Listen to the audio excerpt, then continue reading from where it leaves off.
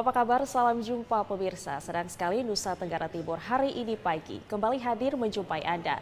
Dan saudara, sejumlah informasi menarik dan teraktual dari berbagai daerah di Nusa Tenggara Timur telah kami siapkan untuk Anda. Untuk mengawali perjumpaan kita pagi hari ini, berikut kami tampilkan cuplikan berita utama. DPRD Timur Tengah Selatan mengapresiasi dua pemuda asal Kota Soe. Kasus pembebasan lahan ditangani serius Kejaksaan Negeri Sumba Barat.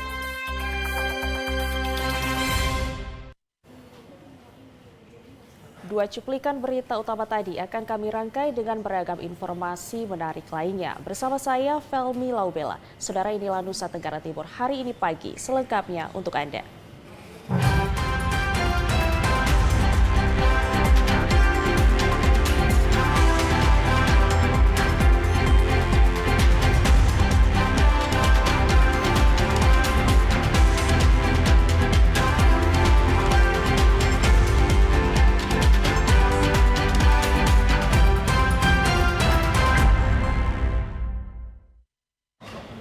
Kita ikuti informasi yang pertama. Saudara, DPRD Timor Tengah Selatan mengapresiasi dua pemuda asal Kota Soe yang menginisiasi perayaan HUT Sumpah Pemuda dan Hari Pahlawan dengan menggelar turnamen terbuka sepeda bagi anak-anak, remaja, dan pemuda.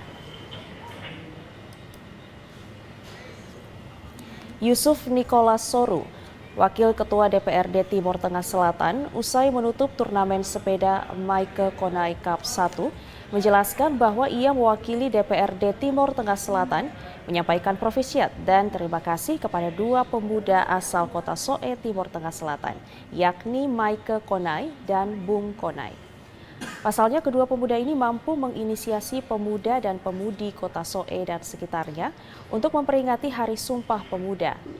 Pihaknya berharap ke depan masyarakat Timor Tengah Selatan juga termotivasi untuk mengembangkan minat dan bakat di bidang olahraga demi mempersatukan generasi muda dalam acara olahraga sebagaimana yang diinisiasi dua pemuda tersebut.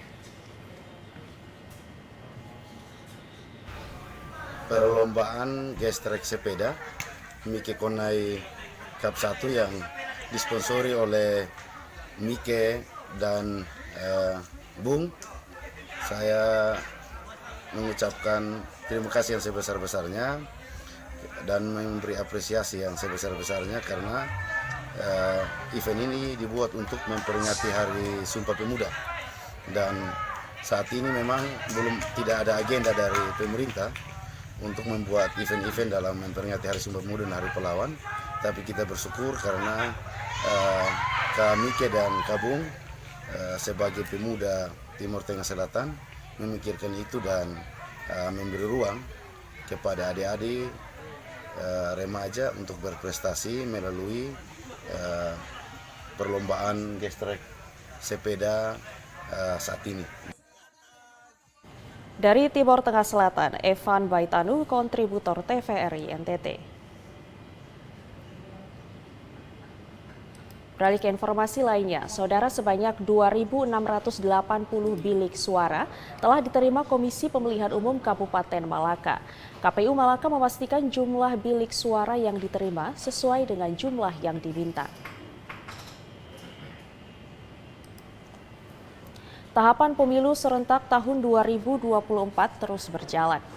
Komisi Pemilihan Umum Kabupaten Malaka hari Senin 30 Oktober 2023 telah menerima bilik suara sebanyak 2.680 buah. Seorang komisioner KPU Kabupaten Malaka, Dionisius Bauberek, mengatakan jumlah bilik suara yang masuk sesuai dengan jumlah yang tertera dalam berita acara dan kondisinya dalam keadaan baik. Apabila di kemudian hari ada kerusakan, maka akan diminta sesuai dengan prosedur dan mekanismenya. Lanjut Dionisius, jumlah bilik suara tersebut akan disiapkan di 670 tempat pemilihan suara di 127 desa dan 12 kecamatan. Diperkirakan setiap TPS akan disiapkan 4 bilik suara. KPU Kabupaten Malaka masih menunggu beberapa logistik pemilu yang belum masuk, berupa kotak suara, formulir, dan surat suara. Pihaknya memastikan semua logistik akan diproses secara aman hingga pada hari pemilihan pada tanggal 14 Februari 2024 mendatang. Terkait logistik, surat suara akan diterima dalam waktu dekat setelah penetapan daftar calon tetap pada tanggal 3 November dan pengumumannya pada tanggal 4 November 2023 mendatang. Hari ini KPU Malaka menerima logistik berupa bilik suara untuk 670 TPS. Jadi hari ini kita mendapatkan bilik suara berjumlah 2.680 sesuai dengan berita acara yang tertulis. Logistik yang belum masuk Belum masuk itu pertama kotak suara, kemudian formulir, lalu yang terakhir baru ini surat suara. Dan kotak suara itu akan dikali 5 ditambah dengan 12 kecamatan, lalu tambah dengan 1 untuk KPU. Sementara itu, Ketua Bawaslu Kabupaten Malaka, Petrus Kadisius Dahak mengaku terkait pengawasan pada setiap tahapan berjalan aman dan lancar. Pihaknya terus memastikan semua logistik yang masuk dalam kondisi aman dan terus terpantau. Pengawasannya nanti seperti apa? Ya, kalau untuk pengawasan itu kita lihat dari kondisi yang ada memang memenuhi syarat. Dan harus ada CCTV, itu standar. CCTV-nya dipastikan aktif, terus kemudian harus ada palet pengamanan, kemudian antisipasi air, ya. Terus dan kelembapan. Terus yang berikut dia punya atap juga jangan sampai bocor. Ini yang menjadi terus jumlah yang dikirim itu harus sesuai. Jadi kalau kita lihat kemarin tadi turun ini 2.680 untuk 670 TPS kali 4. Dari Kabupaten Malaka, Yosman Sera, TVRI NTT. Saudara, sebanyak 4.310 bilik suara logistik pemilu 2024 tiba di Kabupaten Kupang.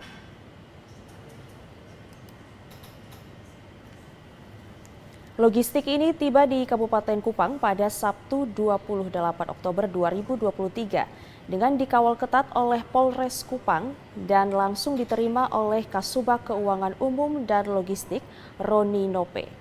Terkait kedatangan logistik tersebut, Nixon Manggoa, salah satu komisioner KPUD Kabupaten Kupang, mengatakan logistik yang tiba di gudang KPUD berupa bilik suara sebanyak 4.310 buah dengan rincian masing-masing 4.304 bilik suara yang disesuaikan dengan jumlah TPS di Kabupaten Kupang. Sedang 6 bilik suara lainnya merupakan bilik suara cadangan. Adapun jumlah TPS di Kabupaten Kupang sebanyak 1.076 TPS. Sedangkan masing-masing TPS akan ditempatkan 4 bilik suara.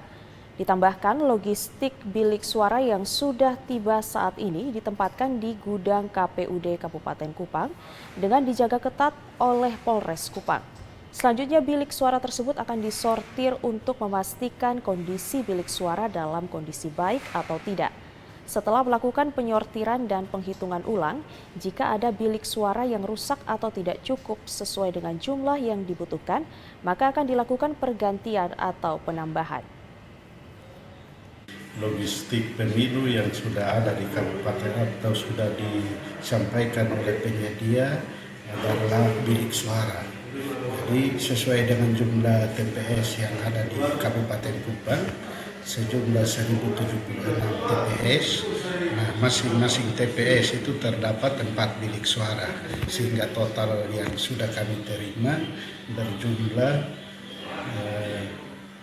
4.304 bilik suara, tambah dengan cadangan 6 buah, jadi jumlah totalnya menjadi 4.310 bilik suara. Jadi saat ini logistik yang ada akan diamankan di gudang KPU Kabupaten Kupang dan mulai besok kami rencanakan untuk dilaksanakan sortir. Diharapkan proses penyortiran akan berlangsung dengan baik untuk memastikan jumlah logistik bilik suara yang sudah tiba apakah cukup atau tidak sesuai dengan kebutuhan. Dari Kabupaten Kupang, Kris Poto, TVRI NTT melaporkan.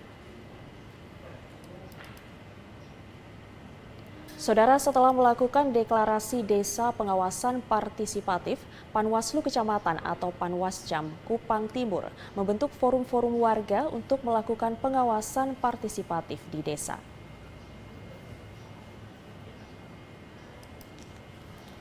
Sebagai bagian dari upaya Panwascam Kupang Timur dalam melakukan pengawasan terhadap tahapan hingga pelaksanaan pemilu 2024 yang inklusif dan partisipatif, Bawaslu telah melakukan deklarasi di beberapa desa di Kecamatan Kupang Timur. Deklarasi tersebut bertujuan untuk melibatkan baik pemerintah desa maupun warga agar terlibat secara partisipatif. Adapun pengawasan yang dimaksud adalah terkait dengan anti politik uang, politisasi sara, berita hoaks, dan ujaran kebencian di desa dan kelurahan. Terkait hal tersebut, Ketua Panwascam Kupang Timur, Jeffrey Bais, mengatakan Panwascam sendiri akan membentuk forum warga di setiap desa untuk ikut melakukan pengawasan di desa. Karena untuk Kecamatan Kupang Timur dari 5 kelurahan 8 desa, Panwascam telah melakukan deklarasi di Kelurahan Merdeka dan Desa Oesao. Selanjutnya, Panwascam akan melakukan pembentukan forum warga, di mana forum warga yang akan dibentuk adalah dari berbagai elemen atau komunitas warga yang inklusif. Adapun forum warga tersebut melibatkan berbagai komunitas seperti kelompok pemuda, kelompok perempuan, kelompok disabilitas, tokoh agama, tokoh masyarakat, tokoh adat, dan berbagai elemen warga lainnya. Ditambahkan, setelah pembentukan forum warga, maka Panwascam akan melakukan berbagai penguatan kapasitas bagi para anggota forum warga agar mampu melakukan pengawasan partisipatif di desa dan kelurahan. Terkait dengan deklarasi desa pengawasan partisipatif, desa anti politik uang, desa pemilu bersih sudah berjalan. Untuk kali ini di desa Osa sudah yang kedua kali. Yang pertamanya di Kelurahan Merdeka, dan harapan kami pemilu serentak tahun 2024 nanti dapat berjalan sesuai dengan aturan-aturan yang berlaku. Setelah dilakukan deklarasi ini, kami akan bekerjasama lagi dengan pemerintah desa, khusus di Desa Usau, untuk membentuk forum-forum warga. Kami akan menggandeng tokoh-tokoh perempuan, kelompok-kelompok pemuda yang ada di Desa Usau, khususnya di Kecamatan Kupang Timur, untuk bisa membangun diskusi-diskusi tentang pentingnya pengawasan partisipatif dalam pemilu di tahun 2024 ini. Diharapkan forum warga yang akan dibentuk ikut berperan aktif dalam pengawasan partisipatif di desa, sehingga mulai dari tahapan sampai pelaksanaan pemilu 2024 nanti dapat meminimalisir berbagai potensi pelanggaran pemilu 2024. Dari Kabupaten Kupang, Kris Poto, TVRI NTT melaporkan.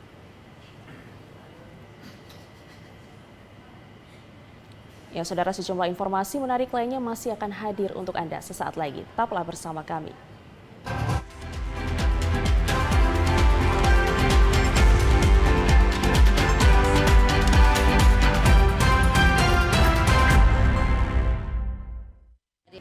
Anda kembali bersama kami di Nusa Tenggara Timur hari ini pagi. Kita ikuti informasi lainnya. Saudara, tim penyidik Kejaksaan Negeri Sumba Barat melakukan penggeledahan di kantor Dinas Pekerjaan Umum dan Perumahan Rakyat atau PUPR dan kantor Bapelit Bangda, Kabupaten Sumba Barat. Penggeledahan dilakukan terkait dugaan kasus tindak pidana korupsi pengadaan objek tanah Jalan Lingkar atau Ring Road Sumba Barat yang telah diusut oleh Kejaksaan Negeri Sumba Barat.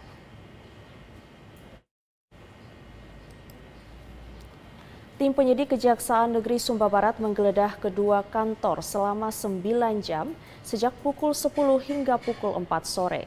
Dari hasil penggeledahan di kedua kantor tersebut, tim penyidik menyita 338 dokumen penting terkait dugaan kasus tindak pidana korupsi pengadaan tanah jalan lingkar Sumba Barat yang menguras kas daerah tahun anggaran 2016 hingga 2020. Usai penggeledahan, tim kejaksaan membawa 7 bundel besar dokumen yang disita, yakni 4 bundel atau 86 dokumen disita dari kantor Bapelitbangda Sumba Barat dan 3 bundel atau 232 dokumen disita dari Dinas PUPR Sumba Barat. Tim penyidik pada Kejaksaan Negeri Sumba Barat telah melakukan penggeledahan pada 2 kantor yang ada di kantor di bawah Pemda Kabupaten Sumba Barat. Yang pertama yaitu kantor Dinas PUPR Kabupaten Sumba Barat dan yang kedua kantor Bapelitbangda Kabupaten Sumba Barat. Adapun tindakan penggeledahan yang dilakukan oleh jaksa penyidik dan tim jaksa penyidik pada hari ini adalah dalam rangka upaya untuk mencari dokumen-dokumen, surat-surat atau barang apapun yang diduga atau memiliki kaitan dengan perkara yang sedang ditangani oleh Kejaksaan Negeri Sumba Barat. Diharapkan dengan telah ditemukannya dokumen-dokumen yang memang dibutuhkan oleh tim jaksa penyidik ini, diharapkan akan dapat membuat semakin terang perkara dugaan perkara penyimpangan pada pengadaan tanah pada kegiatan pengadaan lingkar luar kota Waikabubak tahun anggaran 2016 sampai dengan 2020. Kepala Kejaksaan Negeri Sumba Barat, Bintang Latenusa Yusfantare, membenarkan adanya penyelidikan terhadap kasus pembebasan lahan masyarakat sebanyak 52 hektar di 4 kecamatan yang ada di Kabupaten Sumba Barat. Dan kini kasus tersebut berlanjut ke tahap penyidikan. Bidang Pidana Khusus Kejaksaan Negeri Sumba Barat saat ini tengah melakukan penyidikan dugaan penyimpangan pembebasan lahan masyarakat di 4 kecamatan yang ada di Kabupaten Sumba Barat, yaitu Kecamatan Lamboya, Wanokaka, Loli, dan Kota Waikabubak. Kasus yang diduga merugikan negara, yaitu kasus pembebasan lahan untuk jalan lingkar, kini sudah dalam tahap penyidikan oleh Bidang Pidana Khusus Kejaksaan Negeri Sumba Barat. Pembebasan lahan tersebut diduga telah menelan anggaran dengan nilai kontrak sebesar Rp9.998.930.075 yang bersumber dari anggaran pendapatan belanja daerah tahun anggaran 2017, 2018, dan 2019. Berdasarkan informasi yang didapatkan, terdapat beberapa penyimpangan dari pembebasan lahan yang hingga saat ini tidak semua lahan yang telah dibebaskan diajukan permohonan sertifikat di Badan Pertanahan Nasional, sehingga lahan tersebut belum bisa didaftarkan aset Pemda Sumba Barat. Seperti diketahui, Kejaksaan Agung Republik Indonesia saat ini tengah gencar melakukan pemberantasan mafia tanah di Indonesia, termasuk di Kabupaten Sumba Barat. Hal itu pun kemudian ditindaklanjuti oleh Kepala Kejaksaan Negeri Sumba Barat. Dari Sumba Barat, Freddy Ladi, TVRI NTT. Ya, saudara, dugaan penyimpangan mega proyek pembebasan lahan jalan lingkar masyarakat sebanyak 52 hektar di 4 kecamatan di Kabupaten Sumba Barat, yaitu Kecamatan Lamboya, Wanokaka, Loli, dan Kota Waikabubak, diduga telah menelan anggaran dengan nilai kontrak sebesar Rp9.998.930.075 yang bersumber dari APBD tahun anggaran 2017, 2018, dan 2019. Anggaran tersebut seharusnya digunakan untuk pembebasan lahan masyarakat.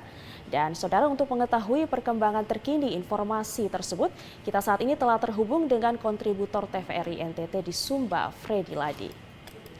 Ya, selamat pagi rekan Freddy. Selamat pagi, Elmi. Ya, silakan dengan laporan Anda. Baik, Elmi dan pemirsa, saat ini Kepala Kejaksaan Negeri Sumba Barat, Bintang Latenusa Yusfantare, bersama tim penyidik perkara Hirot tengah melakukan tahap penyidikan. Dalam beberapa pekan terakhir, tim penyidik Kejaksaan Negeri Sumba Barat bersama tim perhitungan dari Politeknik Negeri Kupang telah melakukan perhitungan di lapangan dan melakukan penggeledahan di beberapa kantor dinas. Di antaranya adalah di Dinas Pekerjaan Umum, Bapeda Sumba Barat, termasuk kantor Bupati Sumba Barat. Kasus yang diduga merugikan negara yaitu kasus pembebasan lahan untuk jalan lingkar luar yang kini sudah dalam tahap penyidikan oleh Bidang Pidana Khusus Kejaksaan Negeri Sumba Barat. Sejumlah saksi yang disinyalir mengetahui dan terlibat dalam proses pelaksanaan mega proyek pembebasan lahan yang dimaksud sebelumnya sudah diambil keterangannya dalam tahap penyelidikan dan sudah diekspos untuk dinaikkan status menjadi penyidikan. Anggaran sebesar 9 miliar lebih tersebut informasinya digunakan untuk khusus pembebasan lahan masyarakat seluas 52 hektar yang nilainya 9 miliar lebih. Sementara untuk pelaksanaan fisik pekerjaan jalan yaitu sebesar 32 miliar. Kejaksaan Negeri Sumba Barat menilai ada kerugian negara dan saat ini tengah dilakukan pemeriksaan secara intens para saksi dan kita berharap penyelidikan ini terus berlanjut hingga tercipta rasa keadilan bagi masyarakat Sumba Barat. Demikian yang dapat saya laporkan dari Sumba Barat, saya kembalikan ke studio. Ya baik, terima kasih rekan Freddy Ladi melaporkan langsung dari Sumba Barat Daya. Selamat bertugas kembali. Ya, sementara itu, Saudara, Polres Sumba Barat Daya dan Kejaksaan Negeri Waikabubak diminta agar memeriksa seluruh desa di Sumba Barat Daya terkait penyalahgunaan dana desa.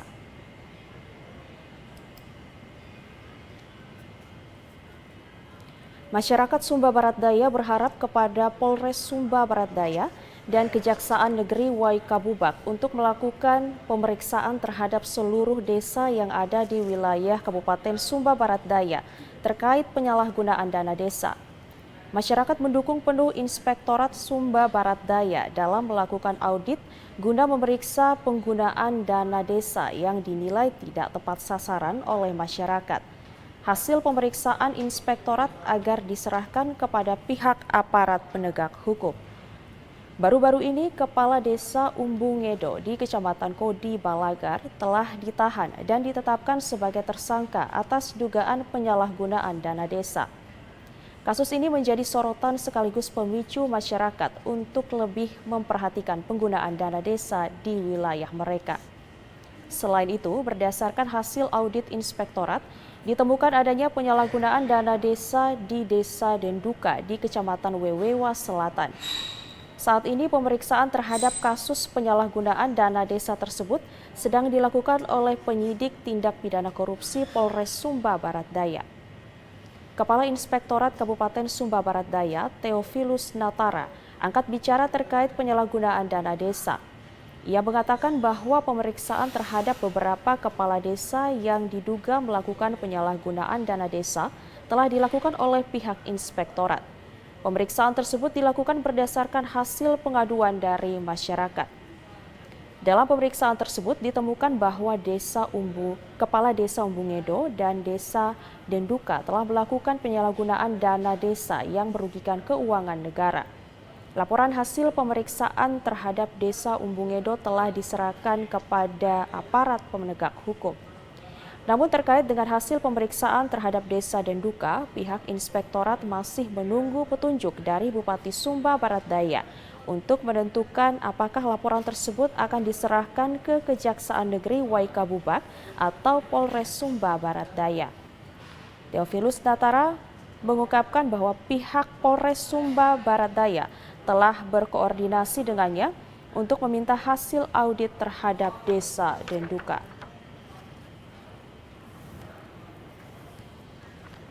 Dari Sumba Barat Daya, Freddy Ladi, TVRI NTT.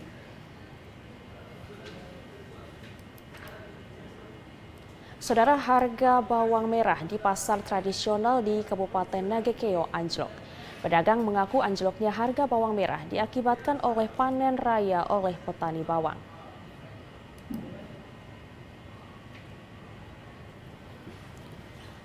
Harga sejumlah kebutuhan pokok di pasar tradisional di Kabupaten Nagekeo alami kenaikan harga seperti beras, namun beberapa kebutuhan lainnya alami penurunan harga. Seperti terjadi pada bawang merah.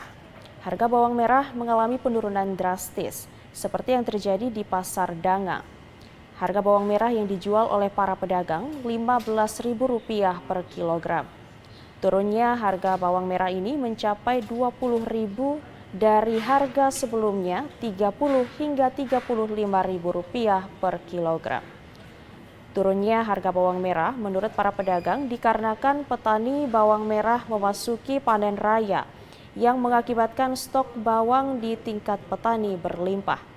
Sementara bawang putih juga mengalami penurunan harga namun tidak signifikan.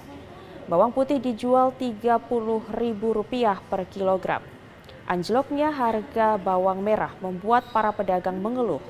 Pasalnya pendapatan mereka berkurang akibat dari banyaknya pedagang yang menjual bawang merah. Bawang putih sekarang berapa? Sekarang 35, tapi harga beli di partainya sudah agak naik sedikit, mungkin kedepannya akan naik lagi. Kalau bawang merah? Sekarang 15. 15.000. Sebelumnya? Sebelumnya itu kita belinya kan sebelumnya kan 10.000, tapi sekarang harga belinya sudah naik 12. Jadi kita masih tetap jual 15, tapi mungkin minggu-minggu berikutnya itu dia akan naik lagi.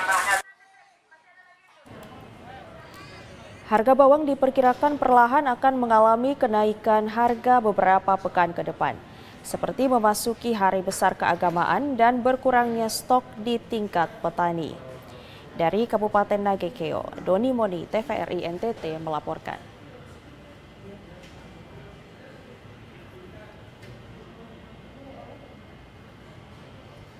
Saudara, usai jeda berikut kami masih akan kembali dengan sejumlah informasi menarik dan teraktual lainnya. Tetaplah bersama kami.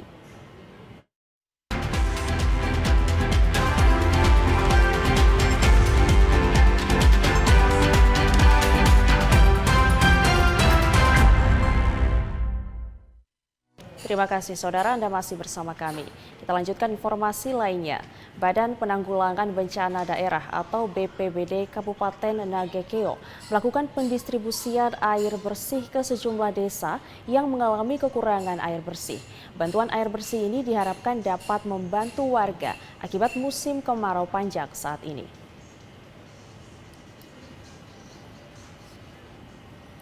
Bantuan air bersih mulai disalurkan oleh Badan Penanggulangan Bencana Daerah atau BPBD Kabupaten Nagekeo. Dengan menggunakan tangki berukuran 5.000 liter, sejumlah petugas dengan mobil tangki dari bencana alam dan juga mobil dinas sosial ini menyalurkan air bersih kepada warga yang mengalami krisis air bersih. Setiap desa mendapatkan 20.000 liter air bersih, bahkan lebih. Seperti yang terjadi di Desa Golonio, Nagekeo. Petugas mendatangi setiap rumah warga yang mengalami kekurangan air bersih untuk memberikan bantuan. Bekerja sama dengan TNI dari Koramil Danga dan Polsek Aisesa, satu persatu rumah warga diberi bantuan air bersih.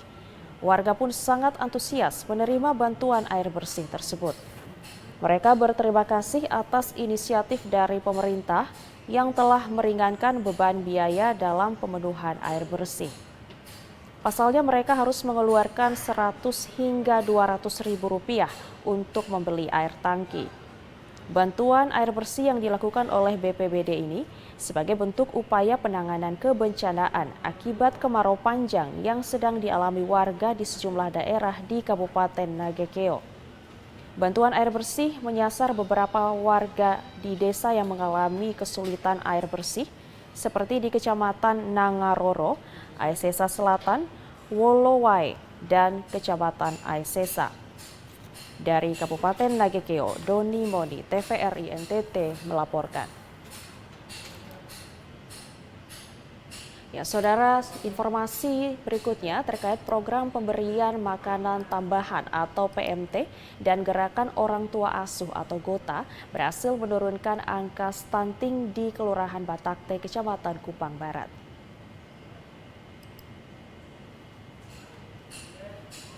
Kelurahan Batakte merupakan kelurahan yang memiliki angka stunting tertinggi dari desa dan kelurahan yang lain di Kecamatan Kupang Barat. Bahkan karena tidak memiliki sumber anggaran seperti dana desa, sehingga tidak memiliki anggaran yang cukup untuk menangani stunting. Bahkan pemerintah kelurahan mengalami kesulitan dalam menangani stunting.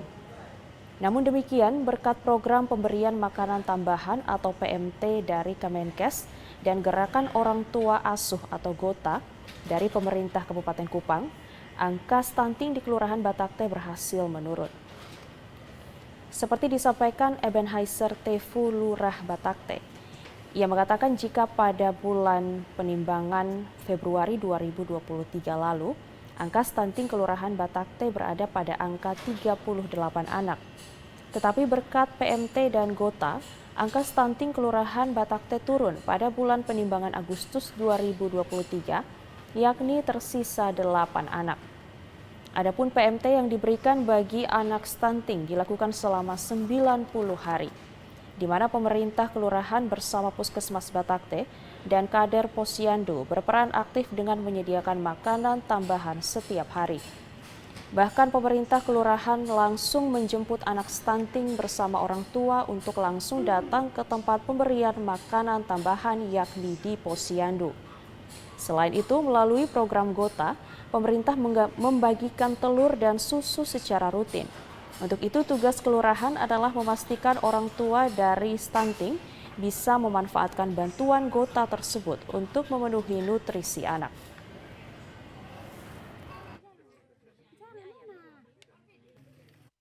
Stunting di Kelurahan Batakte itu awalnya itu 38 orang anak. Tapi setelah ada makanan tambahan dan GOTA, maka dia berubah menjadi tinggal 8 orang yang tidak berubah. Dan 8 orang itu pun sampai sekarang sudah diusahakan dan sudah berubah. Sedangkan untuk makanan tambahan atau PMT itu saya terapkan itu anak-anak yang tidak datang saya jemput. Dan saya sudah sampaikan wanti-wanti memang dengan orang tua bahwa kalau dia tidak datang kasih makan anaknya di sini lebih dari 3 kali, maka bantuan apapun saya tidak akan memberikan. Ya, karena supaya kalau kita tidak buat seperti itu, maka orang tua tidak akan datang. Karena itu saya memberi ketegasan, mana yang tidak datang saya jemput, dan saya jemput batas hanya 2 kali. Ketiga kali saya tidak jemput lagi dan kami ganti. Ditambahkan, tentunya pelaksanaan kedua program tersebut dilaksanakan secara kolaboratif dengan melibatkan berbagai lintas sektor di Kelurahan Batakte. Diharapkan 8 anak stunting yang tersisa saat ini tidak lagi stunting pada bulan penimbangan Februari 2024 mendatang. Dari Kabupaten Kupang, Krispoto TVRI NTT melaporkan.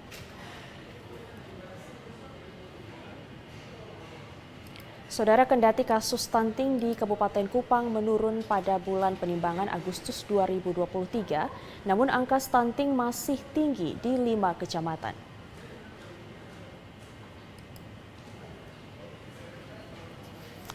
Upaya penanganan stunting secara konvergensi dan kolaboratif masih intens dilakukan di Kabupaten Kupang hingga saat ini.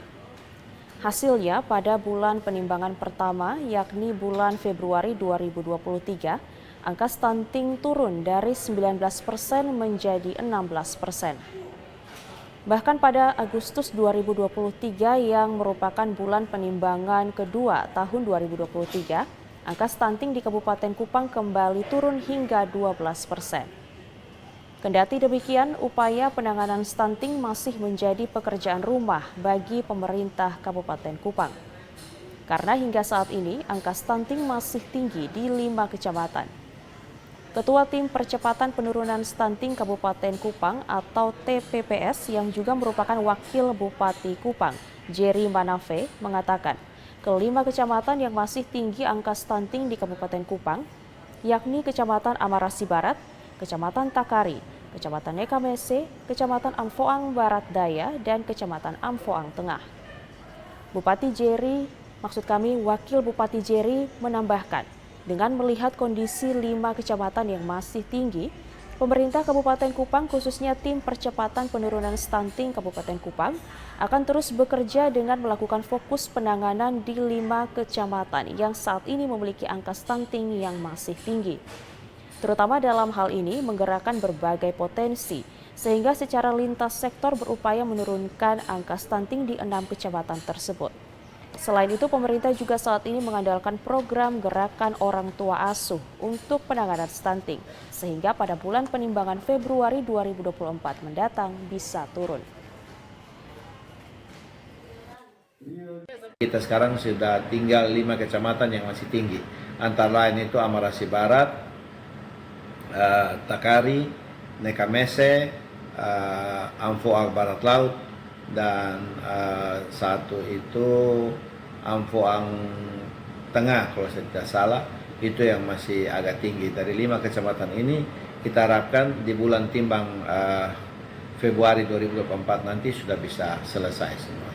Dan saya sudah turun ke 5 kecamatan ini untuk pantau secara langsung. 2 minggu lalu saya ada di Amarasi, nanti saya ada di Takari, kemarin saya ada di Nekamese, kita lihat semua. Dan semua ke 5 kecamatan ini kita akan kerja dengan lebih serius untuk penanganan stunting. Wakil Bupati Jerry Manafe berharap upaya penanganan stunting yang saat ini difokuskan pada 5 kecamatan tersebut dapat kembali menambah angka penurunan stunting di Kabupaten Kupang pada bulan penimbangan Februari 2024 mendatang. Dari Kabupaten Kupang, Chris Poto, TVRI NTT melaporkan. Ya, saudara, ke informasi lainnya, berkat penelitian dan observasi pribadi, seorang pegiat ekoenzim berhasil menemukan produk turunan ekoenzim yang menjadi pupuk cair NPK, nutrisi dan pestisida nabati.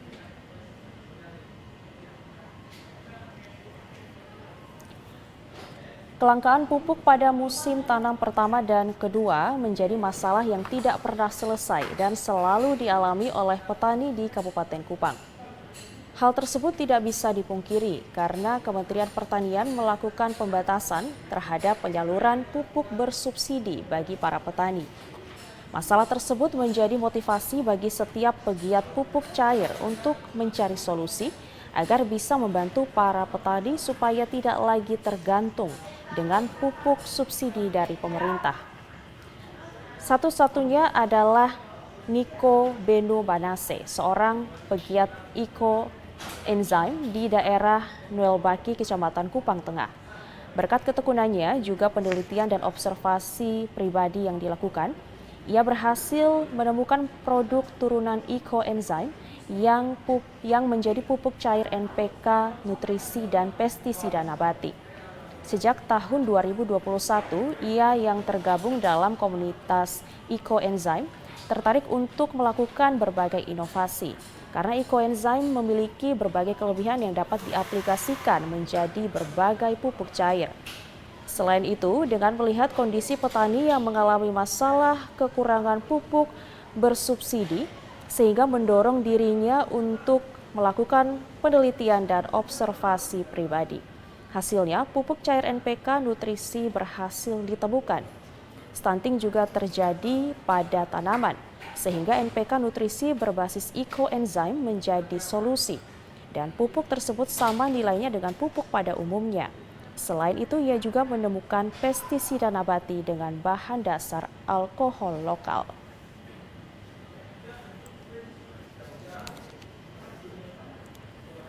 Dari Kabupaten Kupang, Chris Poto, TVRI NTT.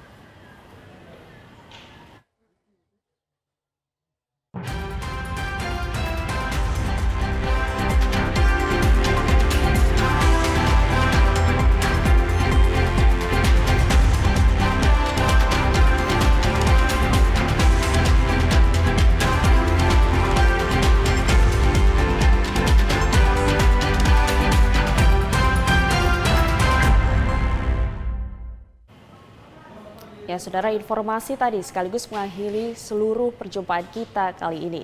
Terus saksikan program Nusa Tenggara Timur hari ini pagi yang menyajikan informasi secara santun, lugas, dan berimbang. Hanya di TVRI Nusa Tenggara Timur, media pemersatu bangsa. Akhir kata, saya Felmi Laubela, mewakili seluruh kerabat kerja yang bertugas, mengucapkan terima kasih atas kebersamaan Anda. Selamat melanjutkan aktivitas Anda dan sampai jumpa.